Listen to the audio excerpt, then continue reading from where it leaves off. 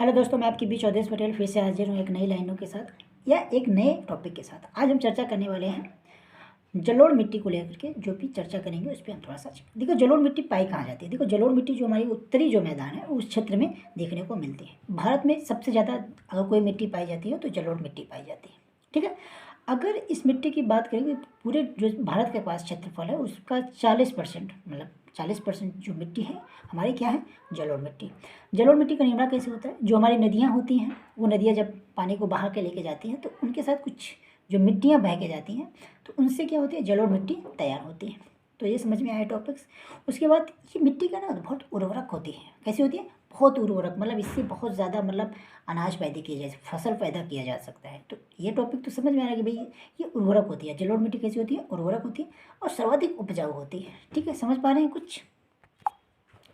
ये जो मिट्टी होती है ना, इसको कछारी मिट्टी भी बोलते हैं। मतलब देसी लैंग्वेज में कहते हैं कछारी मिट्टी। मतलब जो जलोढ़ मिट्टी है उसको हम क्या कहते हैं, कछारी मिट्टी के नाम से भी बोलते हैं या कहते हैं, जानते हैं। अच्छा, ये मिट्टी ना जो है किन फसलों के लिए बहुत ज़्यादा है, जैसे आपके गन्ने हो गए, जूट हो गया, कपास हो गया, आपकी जो फल सब्जियाँ जो भी हैं इनके लिए सबसे उपयुक्त मानी जाती हैं।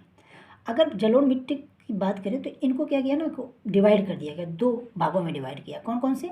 एक तो बागर और दूसरा खादर। बागर क्या है आप समझना, थोड़ा सा खादर बड़ा कन्फ्यूज होता है बागर और खादर को लेके।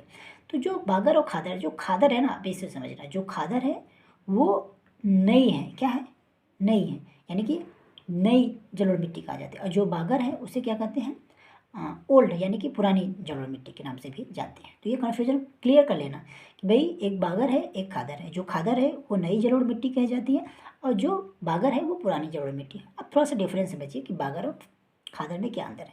देखो क्या है कि खादर जो है यहाँ पे हर साल जब बाढ़ आता है तो उसके बाढ़ की वजह से हर बार नई मिट्टी आ जाती है और ये बहुत ज़्यादा उपयोगी होती है, बहुत उपजाऊ हो जाती है।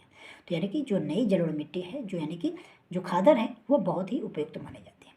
जबकि बागर ऐसा नहीं है, बागर में बाढ़ के पानी नहीं पहुंच पाते हैं।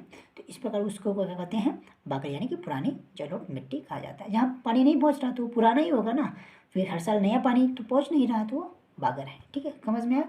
ये चीज़ थोड़ा सा देखने को मिलता है। अच्छा, इस मिट्टी में ह्यूमस की मात्रा बहुत कम होती है। जो जलोढ़ मिट्टी है उसमें जो ह्यूमस होती है, उसमें जो ह्यूमस होती है वो बहुत कम ही पाई जाती है जलोढ़ मिट्टी में, ये देखने को मिलती है।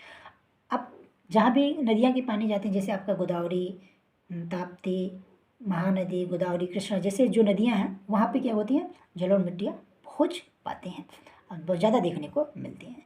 तो ये थे जलोढ़ मिट्टी से रिलेटेड चर्चा। तो ये चर्चा आप लोगों को कैसी लगी तो आप लोग कमेंट कीजिएगा, और अच्छा लगा हो तो शेयर कीजिएगा ताकि और स्टूडेंट्स को इस पे चर्चा करने को वक्त मिल सके और वो देख सकें। Thank you so much. हमारे चैनल को सब्सक्राइब और लाइक ज़रूर कीजिएगा।